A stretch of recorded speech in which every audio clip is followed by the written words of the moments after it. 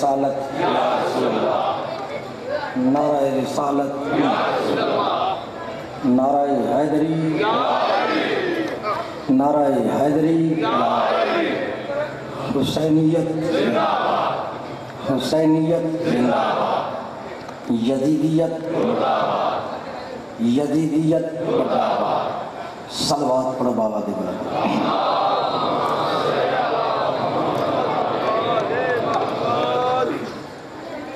الحمدللہ الحمدللہ وکفا وسلام علی عبادہ الذین اصطفى خصوصا علی محمد المصطفى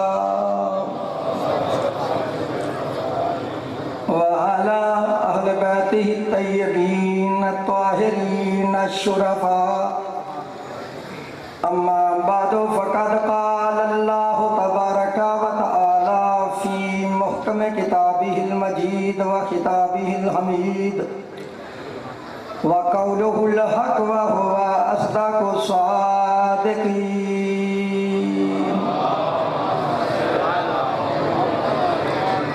اعوذ باللہ السمیع العلیم وبوجہہ الکریم وسلطانہ القدیم من الشیطان اللعین الرجیم بسم اللہ الرحمن الرحیم واسأل من ارسلنا من قبلک من رسلنا اجعلنا من دون الرحمن آلہۃ یعبدون صلوات علیہ قال اللہ تعالی فی شان حبیبہ ان اللہ وملائکتہ یصلون علی النبی یا ایہا الذین آمنوا صلوا علیہ وسلموا تسلیما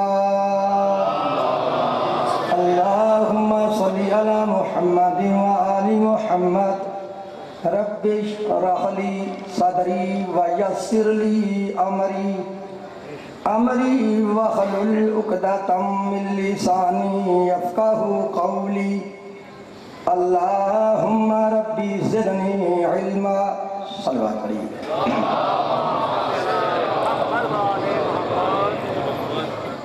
بعد ہم دوستنا میرے معزز محترم واجب الاحترام سادات و غیر سادات مسلمان اہل سنت اور اہل تشیع بزرگوں، میں نے اس وقت اللہ تبارک و تعالیٰ کی اعلیٰ کتاب اور آخر کتاب قرآن مجید فرقان حمید میں سے جو کہ آیت مقدسہ تلاوت کی ہے، اپنے وقت میں اسی آیت کے ضمن میں تفاسیر اور احادیث کی روشنی میں کچھ دعوت اسی کر دوں گا۔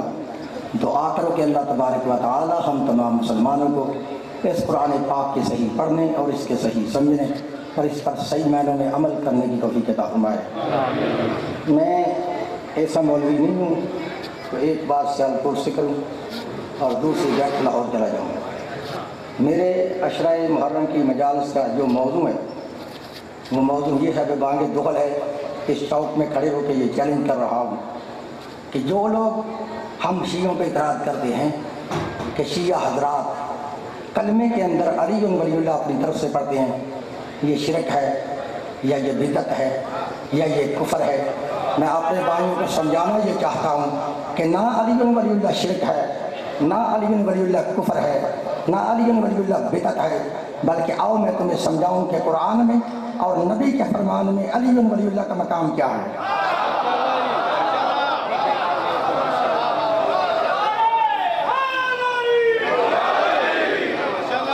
آپ نے بالکل ڈرنا نہیں، میری زبان سے جو بھی لفظ نکلے گا میں اپنے لفظوں کا خود ذمہ دار۔ اور متعصب تو میری بات نہیں ہے، جو بندہ تعصب کیا ہے اتار کر یہ مجالس سن گیا علی ولی اللہ کا مقام کیا ہے۔ میں پھر کہہ رہا ہوں متعصب سے میری بات نہیں ہے، جو بندہ تعصب کی اینک اتار کر یہ مجالس سن گیا علی ولی اللہ کا مقام کیا ہے۔ شاہ نجف کے صدقہ سے اس مجلس سے اٹھ کے باہر جانا بڑی دور کی بات ہے۔ اگر وہ بندہ یہاں ہی بیٹھے شیعہ نہ ہوا تو نہ صحیح، لیکن رہے گا وہ بھی نہیں جو وہ ہے۔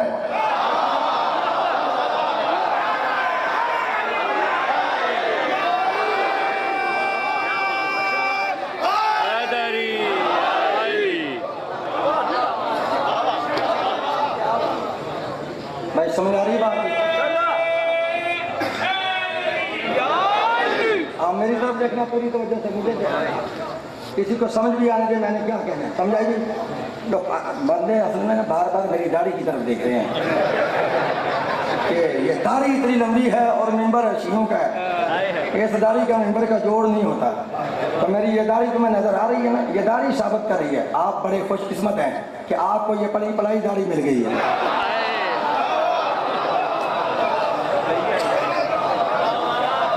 بھائی سمجھ آ رہی ہے برادران محترم؟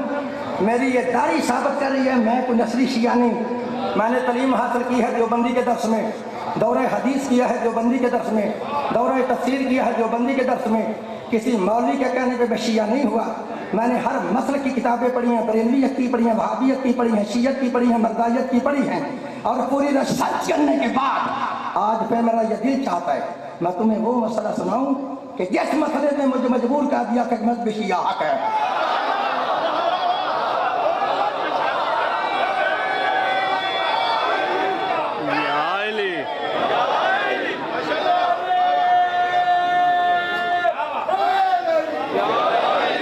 بھائی سمجھ آ رہی ہے بات؟ ہم موضوع دیکھ میں رکھے ہیں، پارہ نمبر 25 ہے سورہ زخرف ہے، اللہ فرماتا ہے وَاسْأَلْ مَنْ أَرْسَلْنَا مِنْ قَبْلِكَ مِنْ رُسُلِنَا وَاسْأَلْ مَنْ أَرْسَلْنَا مِنْ قَبْلِكَ مِنْ رُسُلِنَا۔ ترجمہ نواب صدیق الحسن بپالی، اہل حدیث، ملا فخر الدین رازی، اہل سنت، مولانا ابو لالا مودودی، اسلامی جماعت، مفتی محمد شفیع دیوبندی، پیر کرم شاہ بریلوی، مولانا فتح محمد جلندری، شاہ ولی اللہ محدث دہلوی، شاہ عبدالعزیز محدث دہلوی، شاہ عبدالحق محدث دہلوی، شاہ رفیع الدین محدث دہلوی، حقاری اشرف علی تھانوی، احمد رضا بریلوی، پھر فرمان علی شیعہ سے لے کے نور الدین مرزائی تک ترجمے کی ذمہ دار۔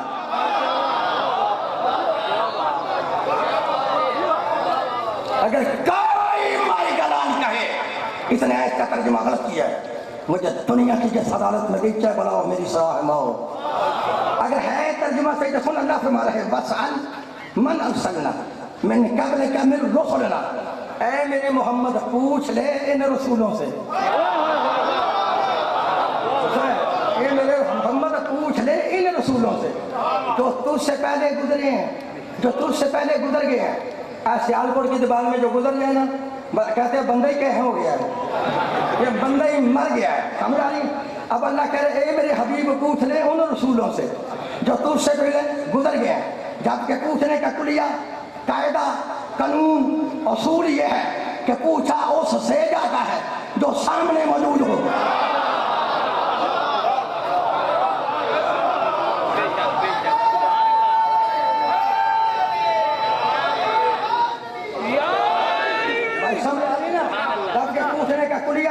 قاعدہ قانون اصول یہ ہے کہ پوچھا اس سے جاتا ہے کہ جو سامنے موجود ہو، جو زندہ بھی ہو اور حاضر بھی ہو۔ پوچھا اس سے جاتا ہے جو زندہ بھی ہو اور حاضر بھی ہو۔ اب تیری سمجھ میں آگے نا کہ تیرا گزرنا اور ہے، نبیوں کا گزرنا اور ہے۔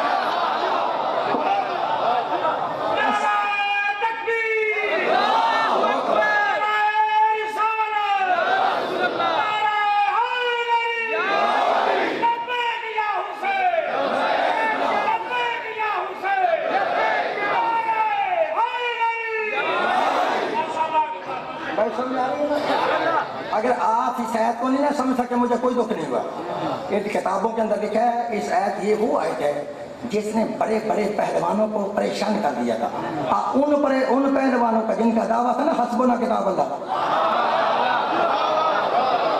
کہ ہمیں اللہ کی کتاب کافی ہے، لکھا وہ قرآن کی، پھر اس ایک کافی کو بھی نہ سمجھ سکے۔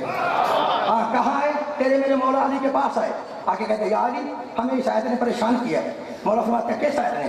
کہتے یا علی 25واں پارہ ہے سورہ زخرف ہے، اللہ فرماتا ہے وَاسْأَلْ مَنْ أَرْسَلْنَا مِنْ قَبْلِكَ مِنْ رُسُلِنَا، اے میرے محمد پوچھ لے ان رسولوں سے جو تجھ سے پہلے گزرے ہیں۔ یا علی نہ تو سارے رسول مکے میں آئے، اگر مکے میں آتے نبی پوچھتا ہمیں پتا ہوتا، نہ سارے رسول مدینے میں آئے، اگر مدینے میں آتے نبی پوچھتا ہمیں پتا ہوتا۔ یا علی اس آیت نے ہمیں بڑا پریشان کیا ہے، جب نبی کے صحابہ نے جناب علی سے کہا نا کہ اس آیت نے پریشان کیا ہے، اس وقت میرے مولا حیدر کرار نبی کے صحابہ کی طرف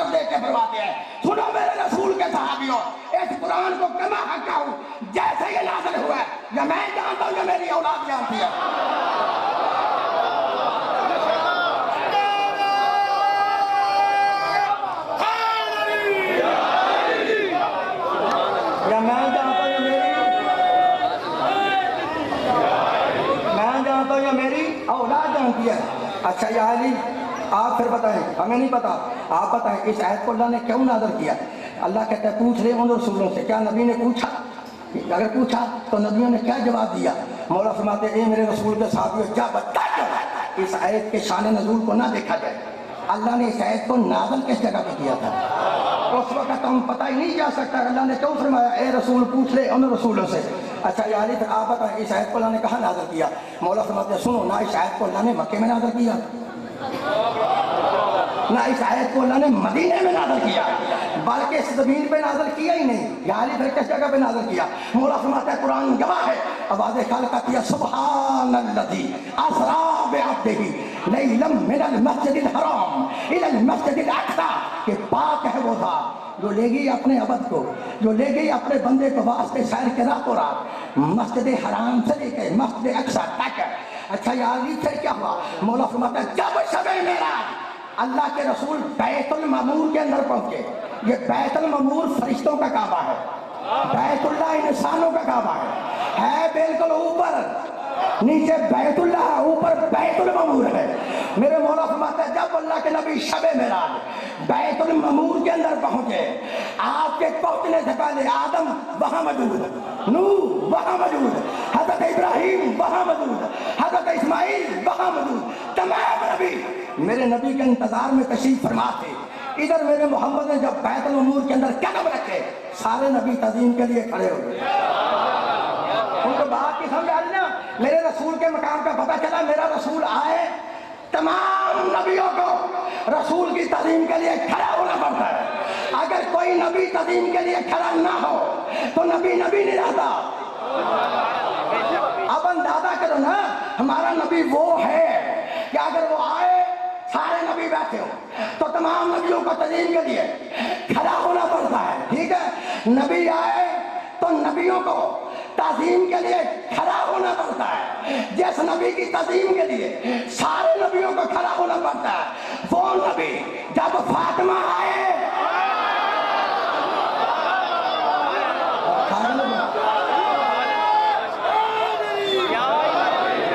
پھر نبی کو تعظیم، نبی کو کھڑا ہونا پڑتا ہے۔ سمجھ آ رہی میری بات کی؟ اچھا یعنی پھر کیا ہوا؟ پھر کیا ہوا؟ مولا فرماتا ہے جب شب معراج رسول بیت المعمور کے اندر پہنچے، اگر یہ جملہ آپ سمجھ گئے، میں سمجھا گیا، اگر اس فیصلہ باد کے اندر پوری میری زندگی تک مجلسی آج کی پڑھی یاد نہ رہی تو میں نے دروازہ زہرا پہ سر کو جھکایا نہیں ہے۔ اب سمجھنا آپ نے ہے، کہتے ہیں یعنی پھر کیا ہوا؟ اب میرے بھائیوں کا ایک بہت بڑا عالم ہے جس کا نام ہے علامہ الہی بخش، لاہور کا رہنے والا ہے، اس نے لکھا ہے کہ جب شب معراج اللہ کے رسول بیت المعمور کے اندر پہنچے نا، موسیٰ اللہ کا کلیم نبی ہے، صاحب کتاب نبی ہے، صاحب کلمہ نبی ہے، موسیٰ کے دل میں صرف یہ خیال آیا ہو سکتا ہے آج نبیوں کا امام میں بنوں گا، ہو سکتا ہے آج نبیوں کا نماز میں پڑھوں گا، نبیوں کا امام میں بنوں گا۔